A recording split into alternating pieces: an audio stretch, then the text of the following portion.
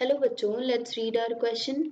So the question is in the structure of diborane, diborane के structure में आपको बताना है कौन सा option इसमें से correct होगा.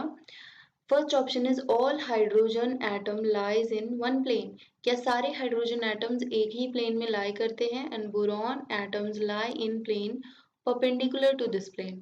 So boron atom तो perpendicular plane पे lie करता है and hydrogen atom same plane पर लाई करते हैं. क्या ये ऑप्शन करेक्ट है? या फिर option number 2 is boron atom, दो boron atoms are and 4 terminal hydrogen atom lie in the same plane and 2 bridging hydrogen atom lies in perpendicular plane, right? दो boron atom and 4 hydrogen atom terminal lie करता है same plane पर and 2 bridging hydrogen lie करता है perpendicular plane पर. Third option is 4 bridging hydrogen atoms and boron atoms lies on one plane. 4 जो bridging hydrogen है and boron atom है वो lie करता है one plane में and 2 terminal hydrogen lies in plane perpendicular to this plane. और जो दो terminal hydrogen है वो lie करता है perpendicular plane पर.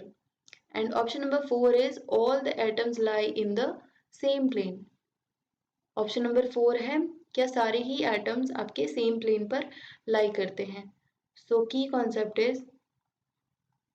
Concept is that boron in B2H6 that is diborane are sp3 hybridized, right? So boron atom जो है sp3 हाइब्रिडाइज्ड होता है B2H6 में.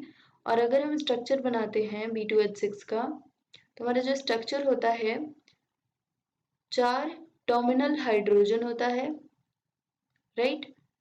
एंड 2 ब्रिजिंग हाइड्रोजन होते हैं जिसमें एक हाइड्रोजन जो है बैक में होता है एंड एक हाइड्रोजन फ्रंट में होता है, right? So this hydrogen will be in front. So ये स्ट्रक्चर होता है डाइबोरेन का जिसमें each boron atom will be sp3 hybridised, right? Here also sp3 hybridised. So इस केस में हमारे जो हाइड्रोजन है चारों and one boron atom will lie on the same plane.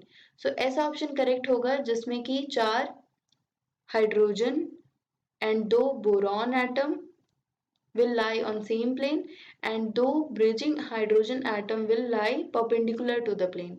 इसका मतलब एक हाइड्रोजन फ्रंट में आएगा और एक दूसरा हाइड्रोजन बैक में जाएगा. So option number 2 will be the correct option for this question. I hope you understand it well. Thank you so much.